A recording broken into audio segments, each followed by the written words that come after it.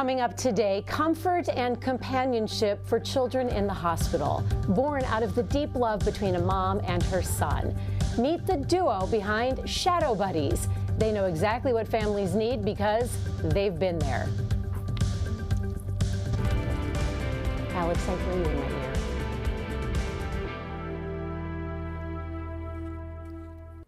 Good morning, I'm Alexis Del Cid. Welcome back to a special edition of All Things Heart and our week of love. A hospital stay can stress anyone out, let's be honest. But imagine what that's like for a child who might not even understand why they're sick or what's happening next. It can be frightening, but a little compassion and connection can change everything. So today we are sharing the second in our series of love stories. What began with a mother's deep love for her little boy who was in the hospital for quite some time is now spreading to thousands of children in hospitals around the world. And this love is rooted in empathy for those families.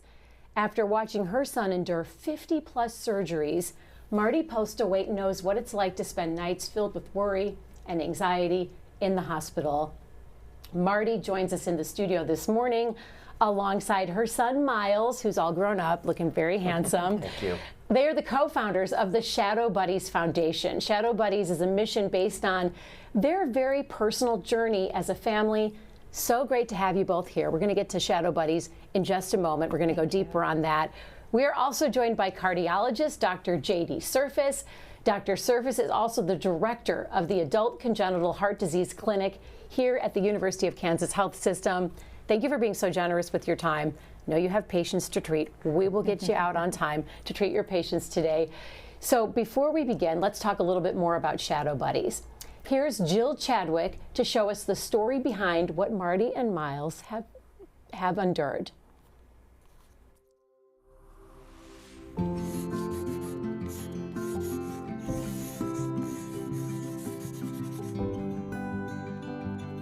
We're all giddy about Gus. Who doesn't love a great toy like Gus, a lab pet therapy dog? He comes complete with his own little dog house here. Or a gift that looks like the child who's about to receive it. I will swap you. Perfect. Oh, you guys are swapping the outfits? Yes, to match skin tones. Each detail holds meaning, from the heart-shaped eyes for love and a smile, This is for a little boy. to the research on this sheepskin preemie that shows something magical happens to fussy newborns when parents follow special directions for the layette. Place my gown close to your heart and tuck it in tight. I will stay with your new baby and comfort them in life's fight. Our studies showed that the children's anxiety, their heart rate, everything came down so that they were more comfortable knowing that, this had the scent of their mom or their dad. These are all part of a big family of Shadow Buddies, 38 and counting, uniquely designed to bring comfort and more. They're perfect for doing medical play with patients. We can do rehearsal with maybe a sedation mask before surgery or work through maybe a procedure that they've already had. Such play makes the tiniest of patients feel safer, Hi, Miss Harley. How are you? calmer, even when meeting strangers while not feeling their best. Can I hand your little buddy to you? In a split second, There you go, sweetheart. their buddy becomes a best friend. Here's Gus. Here's your new little puppy. And he's your friend. What do you think?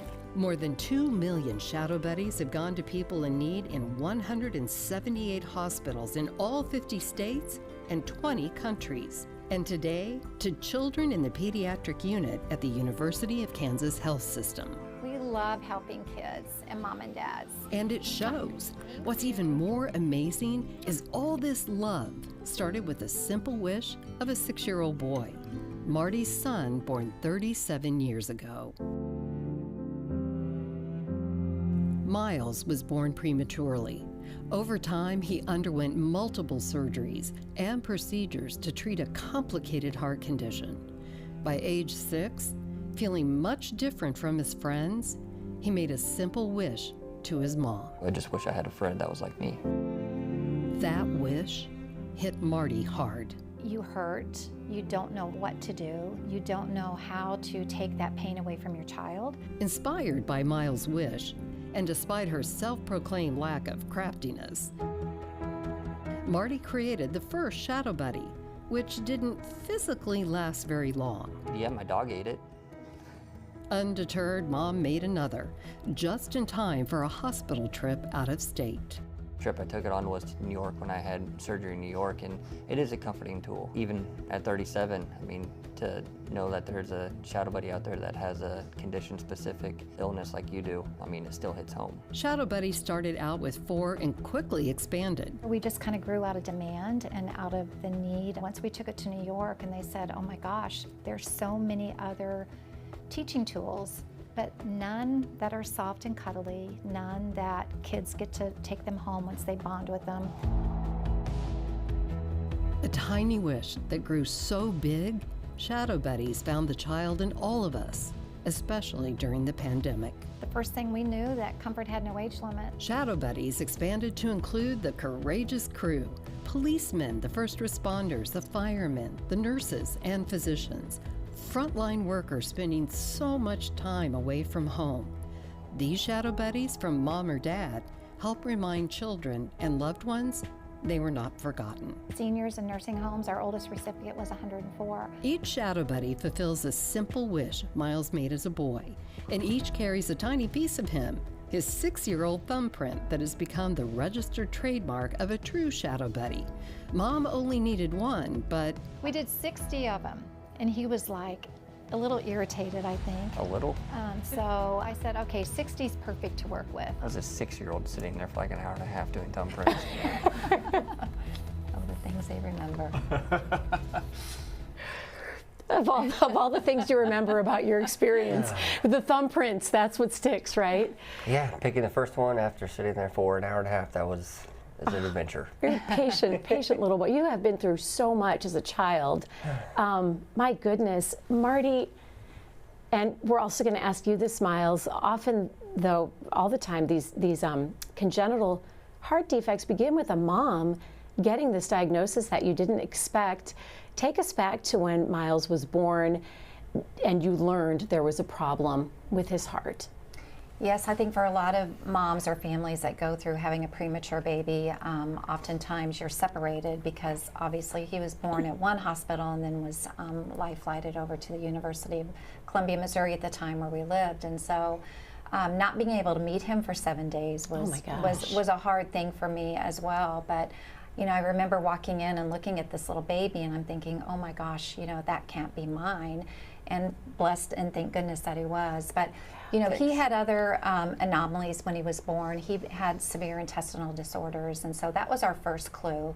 And then obviously when you're in a NICU and you're checking out a premature baby, you know, then we were told, you know, he has ASD and VSD. This was all strange lingo to me.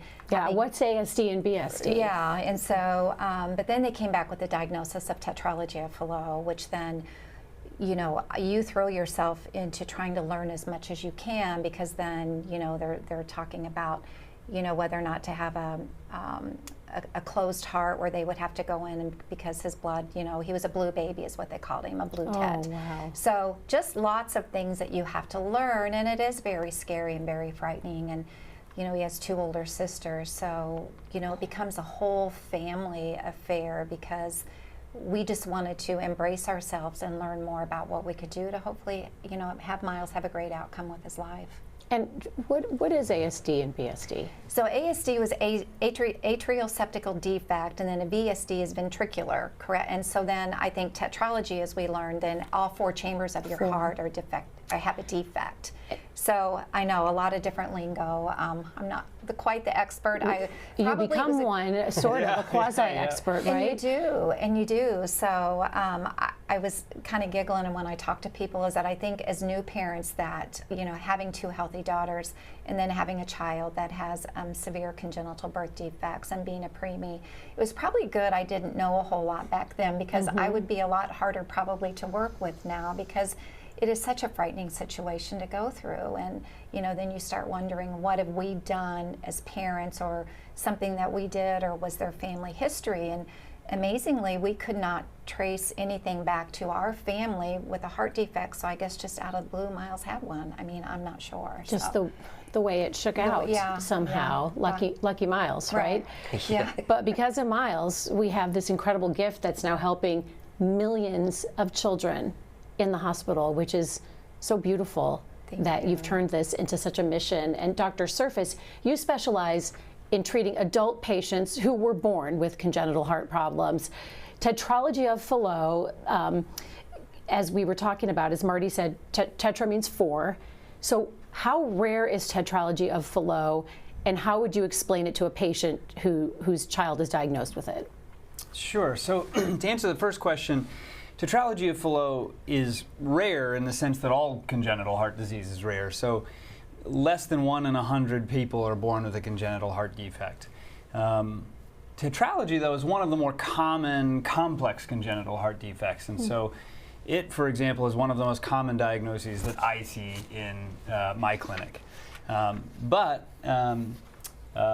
It comes in a lot of different forms, but at the end of the day, it was named Tetralogy of Fallot because this fella named Fallot had seen a lot of hearts that all looked the same way or very similarly, and he noticed these 4 things that you see up on the screen. One is a VSD, which is that hole between the 2 bottom chambers of the heart. One is pulmonic stenosis, which means that blood getting out to the lungs from the right side is having a hard time because there's some narrowing there. One's called an overriding aorta. We don't need to worry about that. And then right ventricular hypertrophy just means that the muscle of the right ventricle is thickened, which is common when there's obstruction to flow because it's just having to beat harder to get blood out.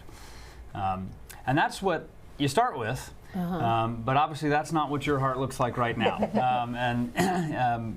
You know, this typically does need to be corrected relatively early in life, although you will occasionally see people who are diagnosed late in childhood or adolescence or even adulthood and get very late repairs. That happens less and less now. And nowadays we're dealing with a lot of the sort of post-surgical long-term follow-up issues. Which is where you really come in for these families, which is such a relief for people like Marty, parents like Marty and Miles, to know there's an expert here who you treat tetralogy of Fallot quite frequently. When it comes to treating it, Miles, you've had more than 50 surgeries. By what age had you had 50 already? Well, first 29 were very early. Like by the time I was 7 or 8, that's where the first 29. And then after that, we actually traveled quite a bit for the rest of my surgeries between New York, Cincinnati, Chicago, LA. So, I mean, I think that I can't tell you when the 50 happened, probably 17, 18. So, yeah, a lot of them were early on in my life. And then as technology got better and the repairs got better, it's less and less. And some people go their whole life without a surgery, let alone 50 before you're 17. Marty, as a mom, one thing that just stuck out to me is you describing your little baby having to be life flighted without you. So you give birth to this beautiful baby boy you've been waiting for, and they have to put him on a plane and fly him to another hospital without you. Transported, yeah. Oh my across town in Columbia. His dad, you know, my parents lived here at the time, and both of our families drove in. So, you know, to me, I wasn't the priority. I wanted my family to leave and go with him.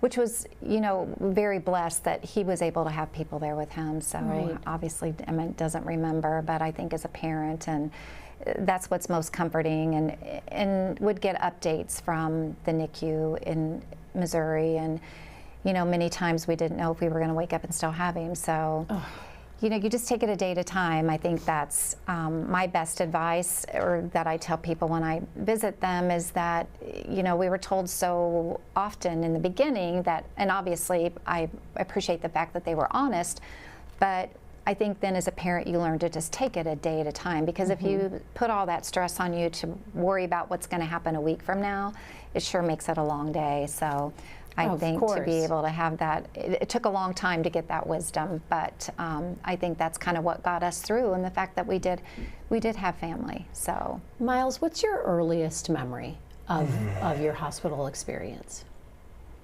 The smell.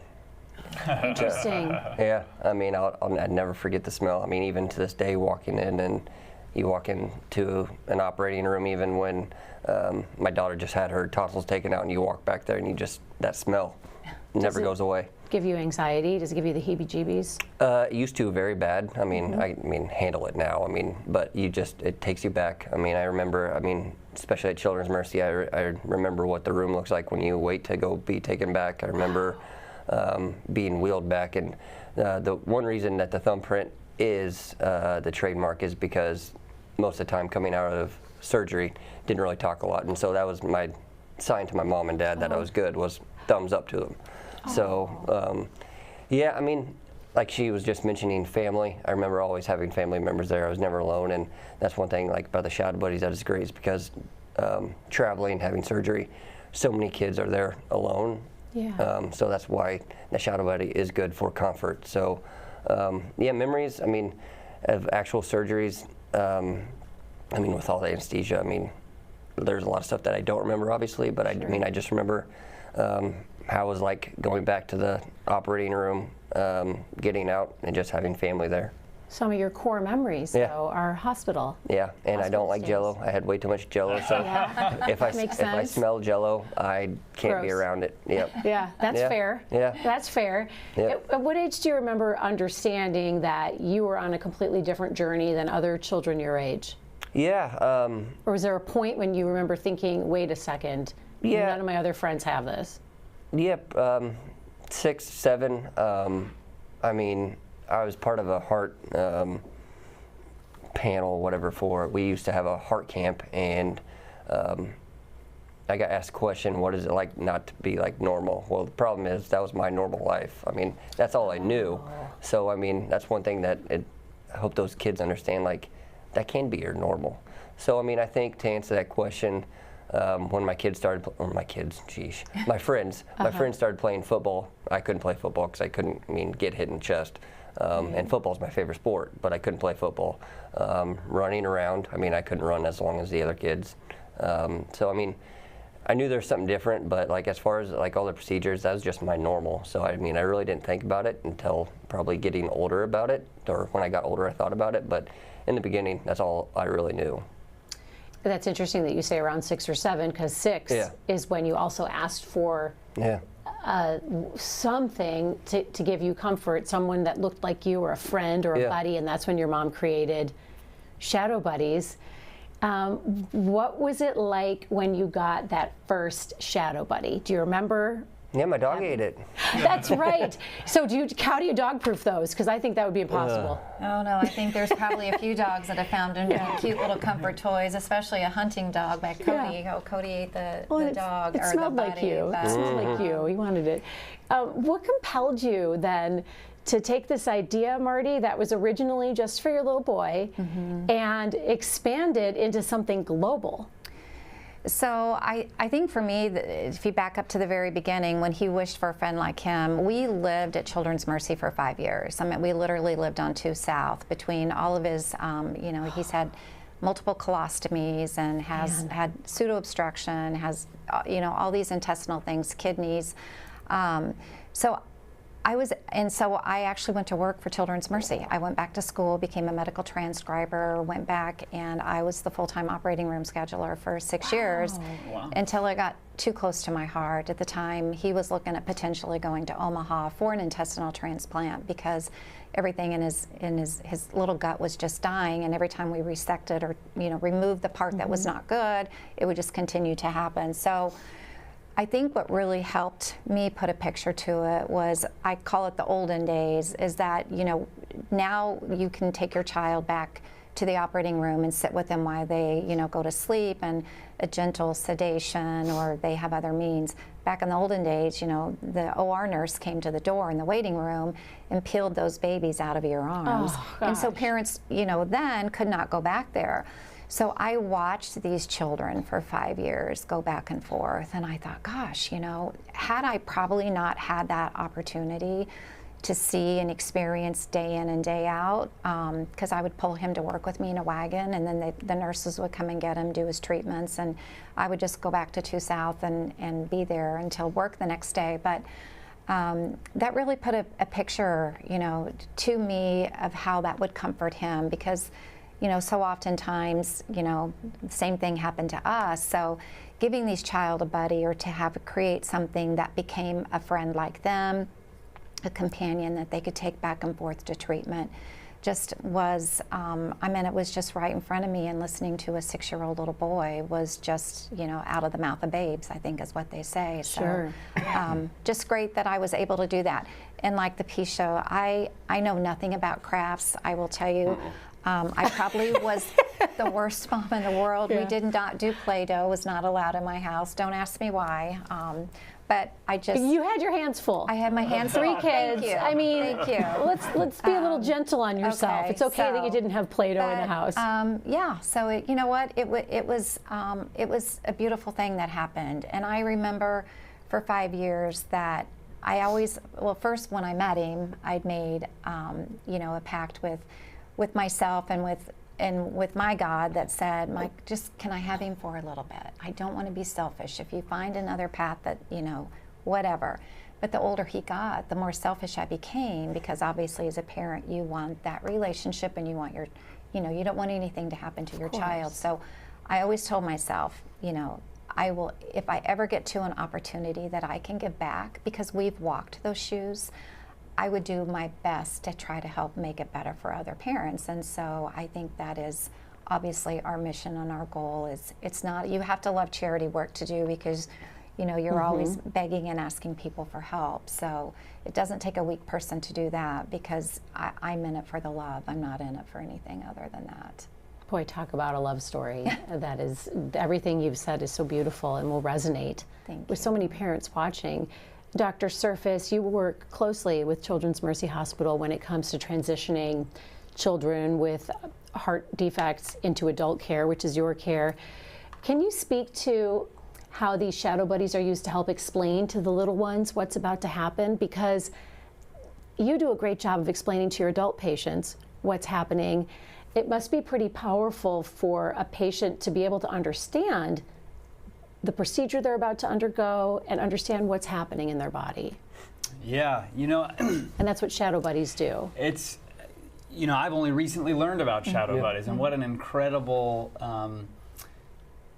thing that it is that you have done. And I think it's so neat that you've reached the lives of so many children and families. But then it sounds like during the pandemic, it really broadened the scope of such an incredible enterprise. But it does remind me of a story that I think is probably illustrative of how these might be very helpful. I worked with a congenital heart surgeon during training, and he actually made local news because he had a patient, a young girl who needed surgery, and she was understandably nervous about it, and he actually, at her request, performed the surgery on her little doll. And so, you know, made an incision and then sewed up the chest, you know, in the chest wall. And I think that provided the child a lot of comfort. You know, the same thing, you know, there's someone else like me who's gone through something else, and it's my close little buddy. So I just think that's incredible work. So thank you for doing that. No, we're super happy that our buddies are used here in pediatrics, and obviously we would love to donate some heart buddies to your department and try to, whether they're older or younger, or sometimes, you know, even your Miles's age or younger that have small children. A lot of times it's a comfort for them, because then they can better understand what mom and dad are going through, or grandma and grandpa are going through, and anything that provides that tangible item that can just help reduce that stress and provide compassion and dispel rumors about, you know, I remember when he would grow up and he would tell his friends, you know, or to me, I have a big scar, you know, down my chest and my heart, and you know, to him, I'm sure smaller kids, they feel like that's massive. They feel like it's big. So, you know, that's a lot for kids to have to overcome, and I think that, you know, my grandfather had colon cancer and had a colostomy, and I know for years, you know, they never shared any of that information. And then when I was told Miles was going to end up having a colostomy, you know, I was like, oh my gosh, it must be terrible, because my grandparents never wanted to share, but that's probably also their generation. Right. When he came out of surgery and I went upstairs and they took off the little 4x4, I sat there and looked at my husband and I said, "Oh my God, that's it." I mean, I was expecting like this, big red thing or whatever to be hanging off at the side. Your mind is a scarier place than reality 90% of the time. And I think that's obviously the buddy is not exactly, and a lot of kids go through a lot more traumatic situations, but the theory is that, you've got somebody, a little friend that's going through something, mimics your condition. So it does really, psychosocial, it just really helps with the process of dealing with going through something different. Our viewers watching at home are bound to have questions. If you have a question or a comment that you'd like to share with us, you can send it to us on YouTube, Facebook, or the All Things Heart email. All the links and how you can connect with us in real time are right there on your screen. Dr. Surface, about tetralogy of Fallot, what kind of specialty care does someone need throughout the years when they're born with tetralogy of Fallot? Sure. So, in childhood, there are going to be better experts than me to talk about this, but most of it's about surgery. Obviously, Miles, you had what sounds like complicated issues that went beyond your heart. Yeah. And tetralogy of Fallot, just with the heart, comes with a variety of a spectrum of severities. And some people have one surgery and they're done, and some people have numerous surgery after surgery after surgery, and catheter-based interventions and the like. But as you grow, as you've experienced, typically those interventions become less and less frequent, but they don't go away. Yeah. And as you become an adult, the needs start to shift, and the needs of an adult with tetralogy of Fallot is different than the needs of a child with tetralogy of Fallot. But they're also different from, an adult with more conventional types of heart disease. And that's why you need folks like me who take care of adults with congenital heart disease. And you shared with me, I hope you don't mind me saying this out loud, that you have a prosthetic valve. Yeah, pulmonary. Yeah, so those are the types of things that we need to look out for and look at over the years and make sure that if and when the time comes that needs to be replaced, that we replace it at the right time and in the right way. Yeah. And that sort of thing. Yep. Miles, do you have any limitations or anything you can't do today because of what you were born with? It's kind of like the same when I was younger. Exercising, I get tired real easy. You don't want to be tackled. Don't want to be tackled. Right. But he's a great golfer. Nice. Depends on the day. You're a great dad. I bet it was such a comfort to your daughter going in to have her tonsils out that she had you to ask about anxiety. She's yes and no. She's she sees the scars and she just she tries to put Band-Aids on them. So That's cute. No, as far as limitations, no, not a heck of a lot. I've had great surgeons and cardiologists throughout the years. Last time I was here with Dr. Mulhern, my wife asked a question, we were told 7 to 10 years have to be replaced. Why hasn't it came up? She's very outspoken when it comes to that. And he just made the comment, he goes, I do not like when cardiologists or surgeons put a time limit on it because this could last you forever. Right.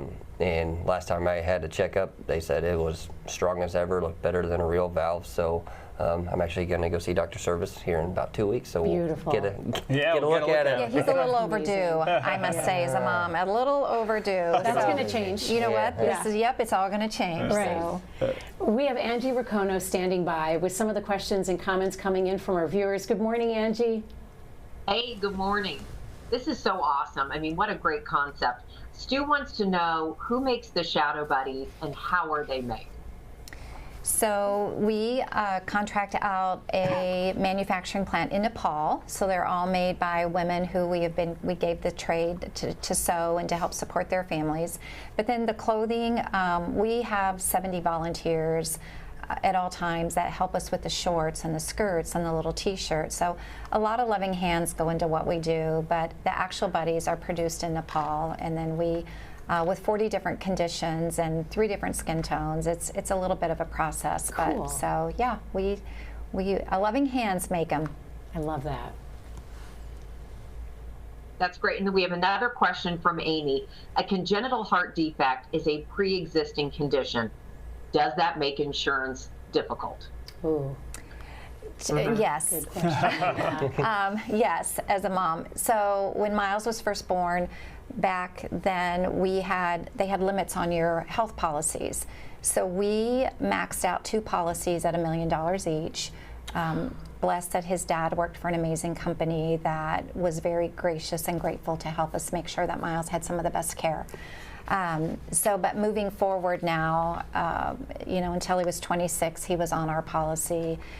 Very expensive, and so you have to learn to kind of jump through some loopholes and make sure that stuff is done. They come back before when he was on digoxin and with his ostomy supplies, the insurance company wanted to put a limit on that amount. But again, you just have to be the voice of your child. You have to raise a little bit of cane once in a while. Absolutely. And then we got in with some amazing physicians and people at whether Children's Mercy, KU here, in Chicago, Children's Hospital, they become your great advocates. So, as a parent, learn to engage with your physician and learn as much as you can, because they come back to be your best allies. Angie, you have one more question? Yes, I do. Let me find this for you. It's for Marty. And this is one asking about, when did you realize the turning point, when it stopped being panic about your new baby being in jeopardy to being like, okay, I feel like we've got this? That's a great question. So it's a personal question. No, Miles probably doesn't remember a lot about these conversations. And again, I think it was when the physicians for the first 5 years, we thought the first birthday was going to come and go, and being honest, and then the second and third, and then Miles one day when he was 5 had asked me, when I go to heaven, will there be lots of food? And I said, oh my gosh, yes, as I'm trying not to run off the road, a big feast, and just trying, because kids sometimes ask the darndest questions. But I think after that, and he was being treated, and I went there and had a great social worker that came around, and I said, oh my gosh, I said, I think something's wrong with me, because I worry about this every day. What happens when or if this time comes? She said, you're not crazy. She said, if parents didn't think, good parents, and all parents, didn't think about these questions, you would not be normal, because that's just your normal gut reaction. And then I think it was then that I decided, so probably 5 or 6, because I had wasted so much time worrying about that. And then I thought, this is totally out of my hands. And so trying to have a different perspective, and the fact that, he had so many great friends. Even the friends from kindergarten are still his best friends. Starting Shadow Buddies, we've met some amazing athletes, and disclosed that Tony Gonzalez is his big brother. And it was finally Tony that I think one day gave him the confidence. We were at a Pro Bowl, I'm gonna brag a little bit, that we got to do some fun things. And we were all on the beach, and he would never take his shirt off, because he has all these scars. He looks like a little railroad track. And Tony's like, dude, we don't care. Own it. We love you for who you are. Oh, wow. So, that day forward, I think Miles has finally realized that it's okay that he's different, and people aren't going to judge him. So I know that was a long answer, but how about the age of 5 or 6? So, but I think it's because we have so many good people that have surrounded us. Was not expecting the Tony Gonzalez angle. I know. No. That's kind of funny to throw that out there once in a while. So wow, that's incredible. We have to wrap up this discussion. I would love some final thoughts from all of our guests. Dr. Surface, what would be your message to parents watching who have a child that was born with a congenital heart defect? I think my first message would be that it's going to be okay. And obviously every patient is different, but nowadays, well over 95% of all children born with congenital heart defects not just survive, but thrive into adulthood. And that's really our goal, is not just to get you there, but to help you really thrive and live, the fullest life that you can. And medical care has come so long in the congenital heart disease space in such a relatively short time span that diagnoses that previously would have been uniformly fatal in childhood are now well treated and managed into adulthood. But they do have to be managed carefully, lifelong. And that's It's just worth mentioning because it is Congenital Heart Disease Awareness Week, and so I just want everyone to know there's a lot of folks with congenital heart disease out there who are surviving and thriving just like Miles. Miles, what would you like our viewers to know? I guess that for like parents and children who have the congenital heart defect, that it is normal. That there's nothing different than any other child who's able to go run and play and do all those sorts of things. They're still normal. I mean, look at you, thriving. Well, Yeah. You're a dad, living I a great am. life. You nod like you're getting kind of beat up at home. Huh? No. Those kids will really knock you down a few pegs. All girls. all Oh boy, oh, those can be the Yeah, most all brutal. girls. Yes, speaking from experience. Yeah. Marty, what is next for Shadow Buddies? Because this is continuing to skyrocket. It is. Gosh, so this year we're celebrating 30 years. I haven't been gainfully employed for 30 years before. Such an honor to do this. In a couple weeks, we're going to be boots on the ground up with the LA County Fire Department, servicing and helping the fire department, first responders for all the families that have been displaced in the wildfires. We're going to work with the chaplain and to provide a little bit of comfort and compassion. I mean, we're not going with a bunch of dollars that we can, help these families, but we're going with that compassionate piece and letting the firemen hand out these buddies to the families. So, That's so lots of great nice. things. We design and create new buddies, a new buddy each year. So lots of good things in the works, but just very honored to be able to help support so many families in our community and looking forward to making a donation to your clinic because that's what we would love to do. Oh, that's beautiful. Thank you for joining Thank our you. program. Thank you for and having us. Yes, thank you. Miles, thank you for being so honest and open about your journey as well. And Dr. Surface, we love you. Thank you for taking time to come on and help us educate everybody on this important topic. And we'd love to keep tabs on what happens when you go out to California with those Shadow Buddies. Thank you. Thank you. Thank you so much for joining our conversation. And if you'd like to watch or share any one of our previous episodes, there's a QR code on your screen right now. Just scan it. It will take you to links of all our previous shows. Have a great day.